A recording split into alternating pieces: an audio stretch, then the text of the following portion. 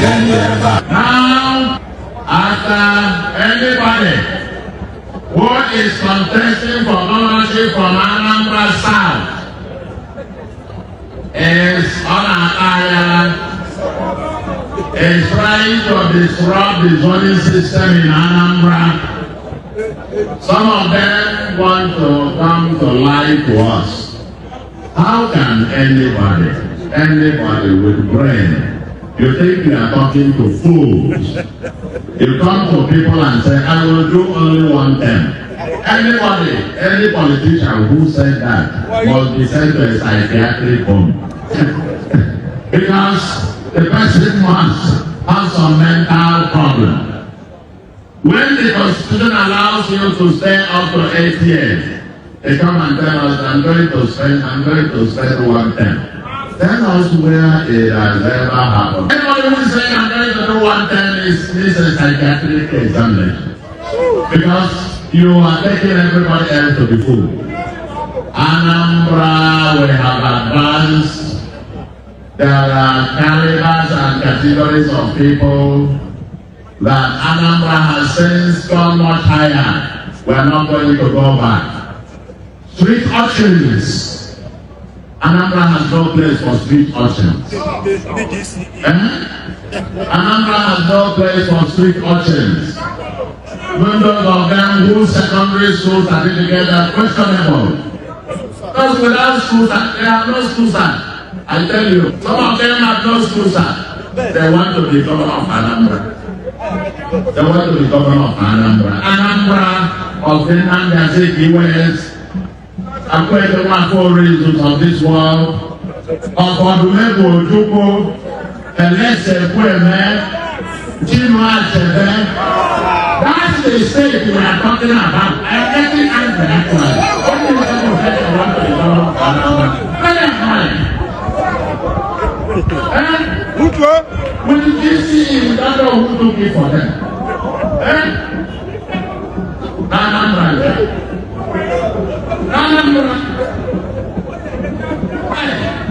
Anyway, let's have fun.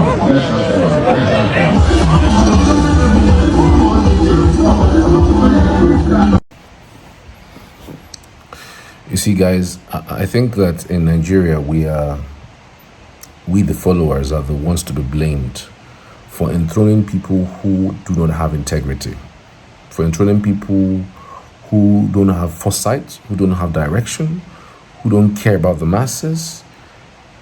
In fact, more than 80% of the time, some of the leaders who emerge are largely because the followers allow them to emerge.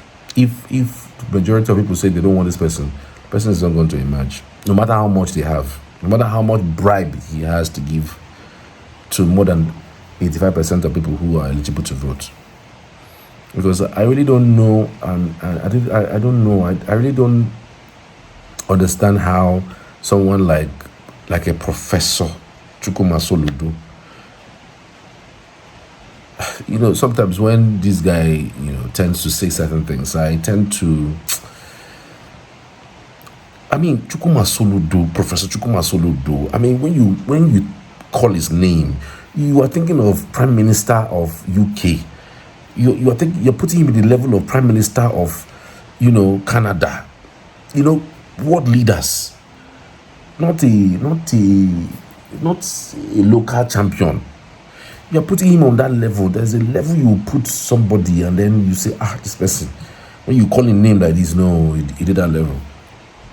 But when you put them in politics, they become a shadow of who they truly are. There are some people who are not supposed to be governors. Some people who are not supposed to be local government chairman that we have given the opportunity to become, and they have made a mess of what we have privileged them to become.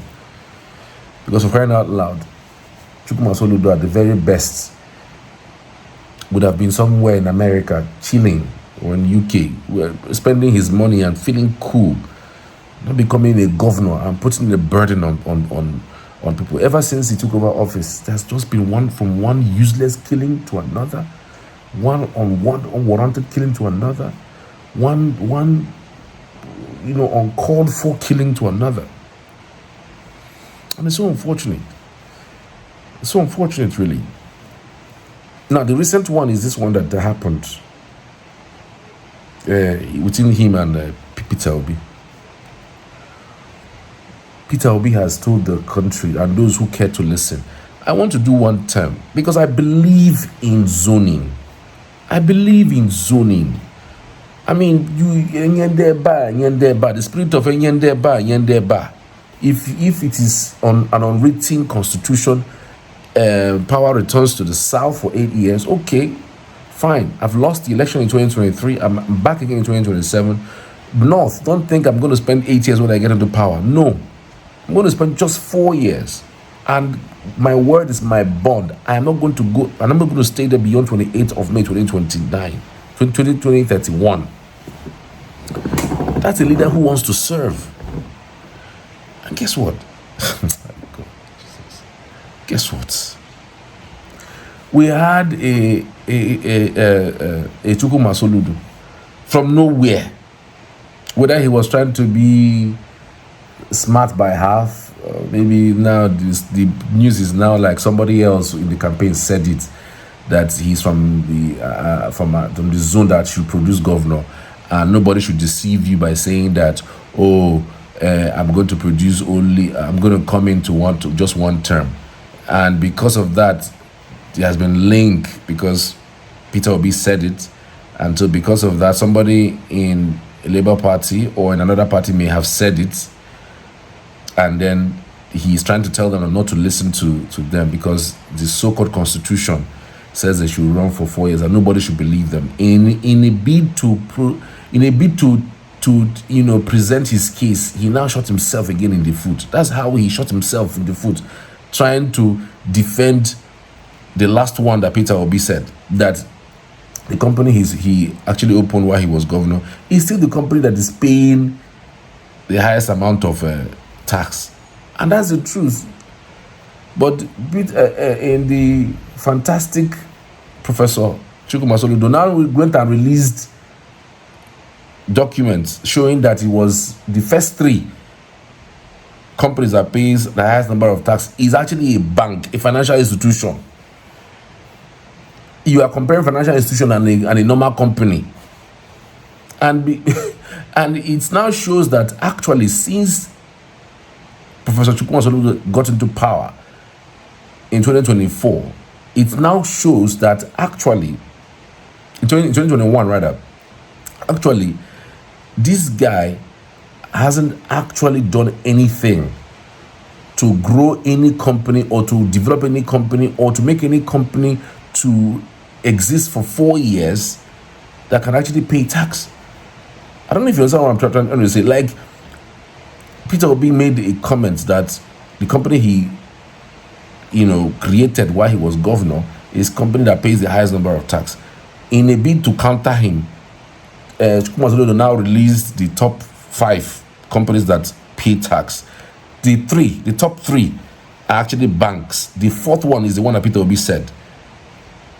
So in a bid to counter Peter Obi that no, it's not to, that these are the ones, the so-called Sir Miller showed up at number 4, meaning that is number 1, because you cannot be using financial institutions as companies opened by government, because financial institutions, those companies are not owned by government. Are not opened by Peter Obi. It wasn't opened by Peter Obi. So it just only shows that Peter Obi was right after all, and then it now backfired on him that he hasn't even opened any company that exists for the period that he has been governor, that has even existed even if it is 2 years, that's even paying tax. For somebody that wants to,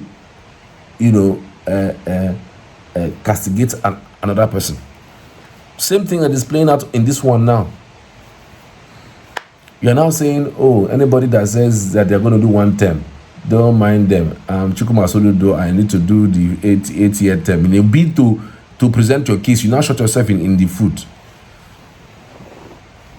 You send a stray bullet there and I ain't touch Peter Obi. You don't shoot so many people with one bullet. It's because people like you, Soludo, don't have integrity in politics. You don't have any integrity in politics, because if you do have integrity in politics, you will know that there are people who don't care about money, who don't care about power. Peter Obi is one of them. He doesn't care about money. He doesn't care about power. For crying out loud, this guy is a multi-billionaire. He can live anywhere he wants to live, anywhere in the world, and live happily ever after without thinking about Nigeria's problem. But look at it now. Any small thing you see, any small opportunity you see, you blast your brother. Any sport you blast your brother. You were there under him, 2023. He swept your state, 98.5%. He took away Anambra State. Why couldn't you rig? Couldn't you rig, since you are presenting Anambra State to Tinubu?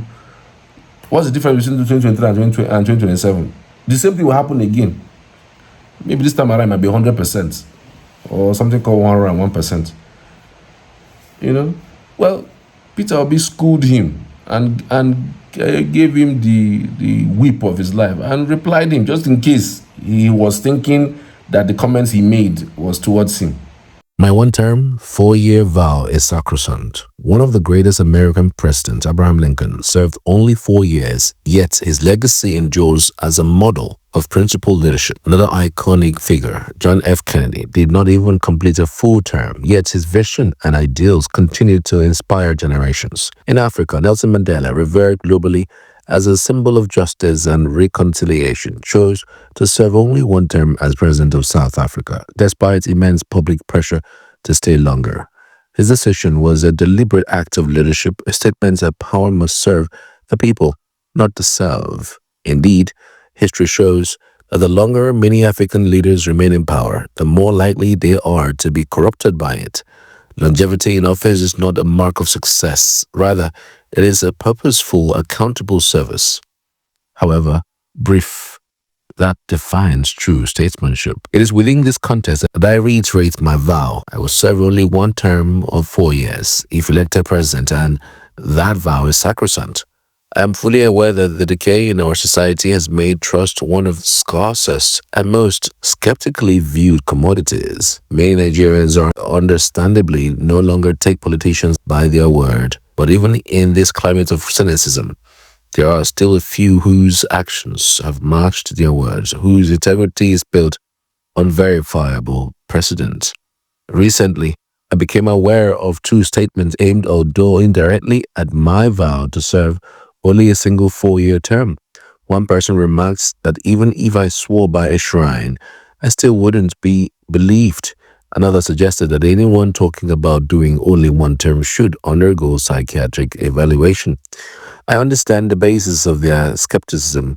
They are judging me by their own standards, where political promises are made to be broken, but they forget, or perhaps choose to ignore, that Peter Obi is not cut from that cloth. I have a verifiable track record that speaks louder than the speculation. In my political life, my word is my bond. When I entered politics in Anambra State, I made clear that measurable promises to the people to improve education and healthcare, to open up rural areas through road construction, and to manage public funds with prudence. I fulfilled each of those promises without deviation.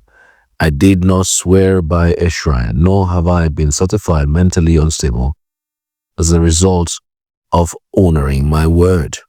My vow to serve only 1 term of 4 years is a solemn commitment rooted in my conviction that purposeful, transparent leadership does not require an eternity. If making such a promise qualifies me for a psychiatric evaluation, then we may as well question the mental fitness of those who framed our Constitution, which clearly stipulates a 4-year renewable tenure. I maintain without equivocation, if elected, I will not spend a day longer than 4 years in office. In fact, I believe that service should be impactful, not eternal. We must rebuild trusts in our country. I have dedicated my public life to demonstrating that leadership with integrity is not a myth. I have done it before, and I do not intend to betray that trust under any circumstances. 48 months is enough for any leader who is focused I'm prepared to make a meaningful